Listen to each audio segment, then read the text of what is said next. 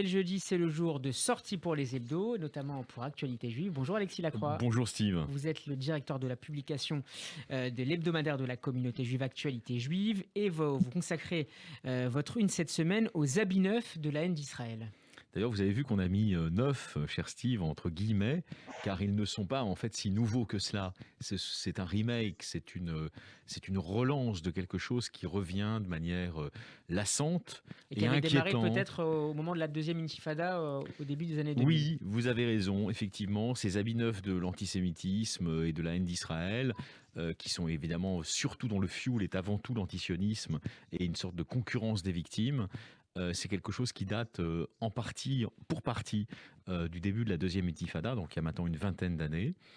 Mais on peut même en dater, si vous voulez, le vrai acte de naissance à partir du tournant de 1967. C'est au fond, si vous voulez, là il y a eu, sous l'influence d'ailleurs à l'époque de l'Union soviétique, il y a eu une diabolisation, une satanisation de l'État juif, dont on voit que malheureusement, j'allais dire à la lumière d'un conflit récent, qui est un conflit qui ne mettait pas en danger, bien sûr, la subsistance comme État d'Israël, mais on voit que le rejet d'Israël, ce que Finkielkraut avait appelé dans les années 80 la réprobation d'Israël, gagne des secteurs entiers de l'opinion européenne, mais aussi de l'opinion américaine, et c'était évidemment au cœur de la rencontre de l'AGC avec Emmanuel Macron. Donc on a voulu, c'est vrai, être là-dessus. On a donné la parole d'ailleurs à Simone Rodan-Benzaken notamment. On a interviewé un ancien... directrice Europe de l'AGC. De l'AGC, voilà. On a interviewé un ancien un diplomate qui est ancien ambassadeur, Daniel Sheik, qui analyse aussi ce phénomène. Il ne faut pas globaliser, bien sûr. Tous les médias ne sont pas animés par un antisionisme radical, y compris en France. En revanche, c'est vrai que dans des situations où il y a un conflit, où il y a des disparités du rapport de force, on va dire militaire, eh bien reviennent très très vite ces plaies, ces lèpres de l'esprit que sont l'antisionisme et évidemment son antisémitisme latent, non avoué, mais tout à fait présent. Et vous mettez notamment en lumière dans ce numéro, Alexis Lacroix, avec toute l'équipe d'Actualité Juive, les dérives idéologiques qui gangrènent une partie des universités américaines. Voilà, si vous voulez, c'est vrai que quand on s'en prend à Israël, vous avez la scène dans laquelle, pour reprendre une distinction chère à un anthropologue comme Toby Nathan, un éthologue comme Toby Nathan, vous avez les rois du jour, mais vous avez aussi les rois de la nuit. Et les rois du jour, c'est les journalistes, si vous voulez, qui sont au devant de la scène, sous les caméras, sous les projecteurs, qui pour certains ont exprimé un rejet d'Israël très fort.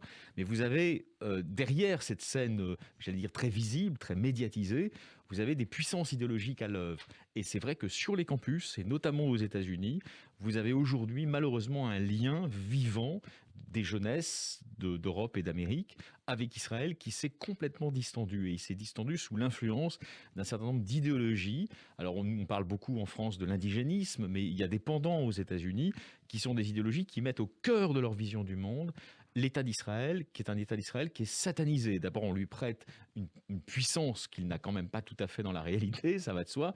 Et puis, on lui prête aussi des traits, des mauvais penchants, des traits mauvais, maléfiques, qui ne correspondent évidemment pas du tout à la réalité de ce qu'est cet État, qui reste, en dépit des accords d'Abraham, vous le savez mieux que quiconque, qui reste tout de même une petite démocratie, petite par la taille, au cœur d'un océan de régimes avec lesquels sans doute faut-il s'entendre, mais qui ne sont pas des démocraties. Et voilà, il faut rappeler des choses très simples, et on essaye de les rappeler aussi en donnant à nos lecteurs, à nos lectrices, un vade-mecum pour lutter contre cette espèce de distorsion de l'esprit généralisée aujourd'hui dès qu'il est question d'Israël dans des milieux non juifs. Et c'est à lire dans le dossier principal du nouveau numéro d'Actualité Juive. On peut également y retrouver un dossier consacré à la réélection du grand rabbin de France dimanche dernier, Chaim Corsia. Oui, et c'est un événement important. D'ailleurs, on parle dans le dossier qui a été coordonné par Yael Samama d'un plébiscite. C'est un plébiscite, 74,5% des suffrages. Dès le premier tour. C'est beaucoup, c'est beaucoup.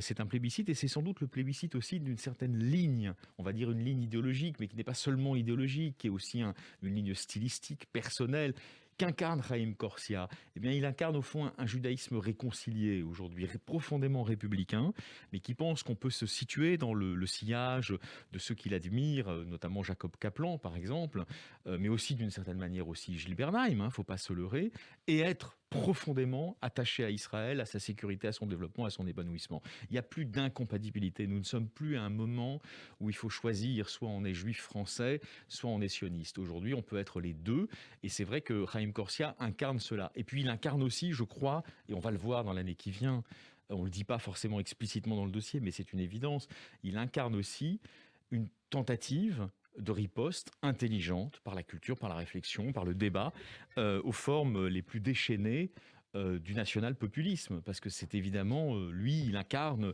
à l'intérieur du judaïsme français une forme de résistance à ce qui peut être, dans la société française en général, l'an prochain, si on n'y prend pas garde, un véritable rouleau compresseur destructeur des principes de la démocratie. Et puis on va terminer, Alexis Lacroix, avec ce regard sur les prochaines vacances et aussi la possibilité ou pas de se rendre en Israël cet été. Alors on a voulu faire le point parce que c'est une pas simple. Non, c'est pas simple. Alors d'ailleurs, je ne vais pas me substituer aux experts que nous avons sollicités, notamment à Simon Seroussi, porte-parole de l'ambassade d'Israël à Paris.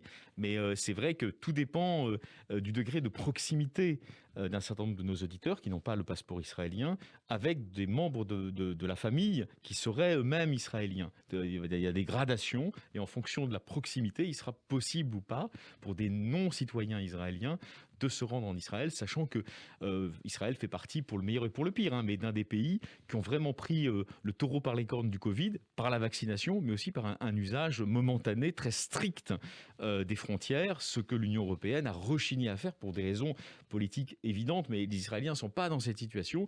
Vous le savez très bien, il suffit de fermer Ben Gurion, un certain nombre de non-résidents, et puis voilà, et puis personne n'entre en Israël. Mais là, ça se dessert un peu, et donc on a voulu faire le point sur les conditions d'entrée en Eretz Israël au cours de ces mois d'été qui viennent maintenant très vite.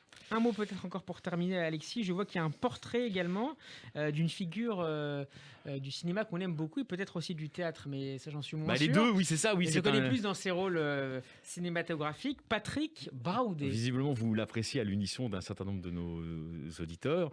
Et c'est vrai que c'est un homme qui gagne à être connu. On l'a rencontré et il nous a fait part aussi, et c'est très symptomatique de ce qui se passe aujourd'hui dans le judaïsme français, dans sa vitalité. Il nous a fait part de son intérêt pour la mystique, pour la Kabbale. C'est quelqu'un qui est très porté au fond sur la réflexion. Alors je ne sais pas s'il l'étudie, il ne le dit pas explicitement, mais il s'intéresse vraiment à cet héritage vivant du judaïsme.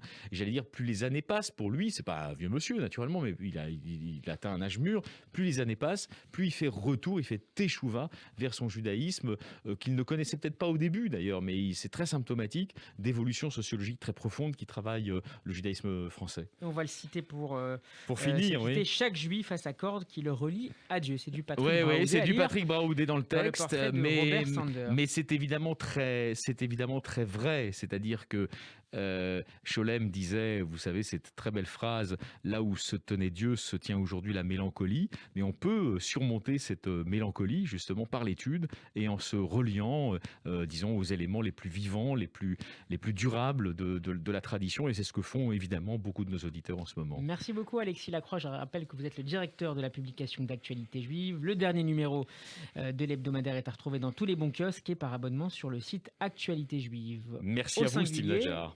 Merci Alexis. Vous l'avez bien dit là, ouais.